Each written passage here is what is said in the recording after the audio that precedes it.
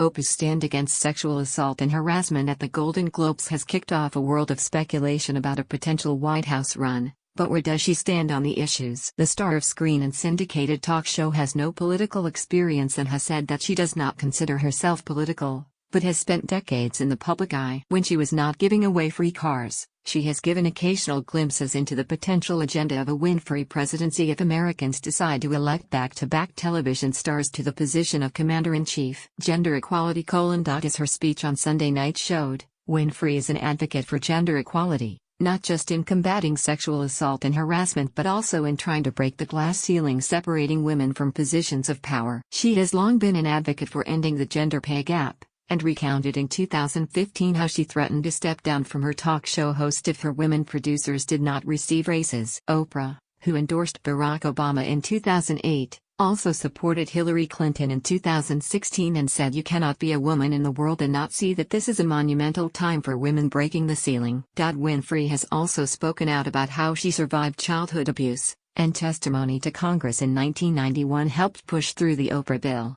or the National Child Protection Act, which created a national database of convicted child abusers. Gay rights: another clearly defined political stance has been Winfrey's support for gay rights, of which she was an early supporter. Winfrey interviewed Ellen DeGeneres as she came out to the country with a "Yep, I'm Gay" Time magazine cover in 1997, and defended herself to an upset audience member. "I have a different view of Christian than you do," she said to a woman referencing the Bible's condemnation of homosexuality. "The God I serve doesn't care whether you're tall or short, or whether you were born black or Asian or gay." Oprah also suggested in 2013, before gay marriage became legalized nationwide by the Supreme Court, that homosexual couples would help strengthen the institution of marriage. Gun control: Winfrey did show her political side during a commencement address at Harvard University in 2013, touching on a string of issues while encouraging students to go out into the world. The topic that received the most attention at the time, in the aftermath of the massacre in Newtown, Connecticut. She noted that the vast majority of Americans are in support of stronger background checks for gun purchases because they realize that we can uphold the Second Amendment and also reduce that violence that is robbing us of our children.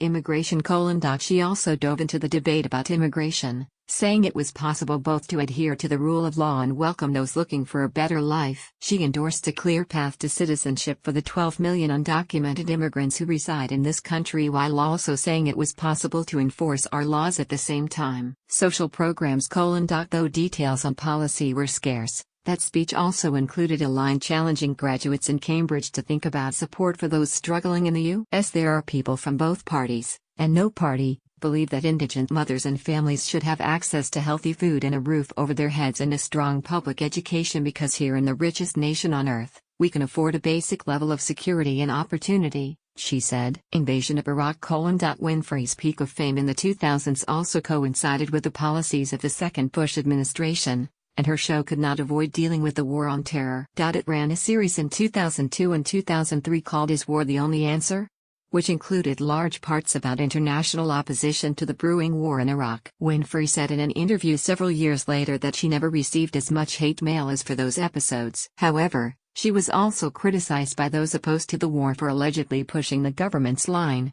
with neoconservative commentator Bill Kristol saying on Twitter Monday that she had come out in support of regime change during the first installment of the series. The episode, as recounted in a biography of Winfrey by Kitty Kelly, saw the host cut off an audience member questioning the existence of weapons of mass destruction in Iraq and tell her that the weapons were just a fact.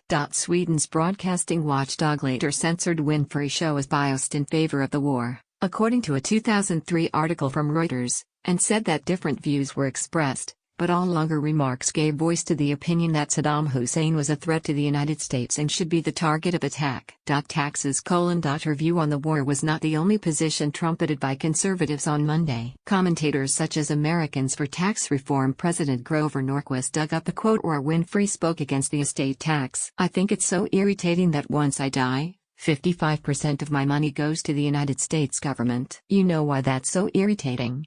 Because you have already paid nearly 50%, she said on her show, according to a National Center for Policy Analysis paper in 1999. The tax bill passed by Republicans in Congress last month raised the threshold for the estate tax to more than $11 million for individuals, though Winfrey, with an estimated net worth of more than $2 billion, would still be affected.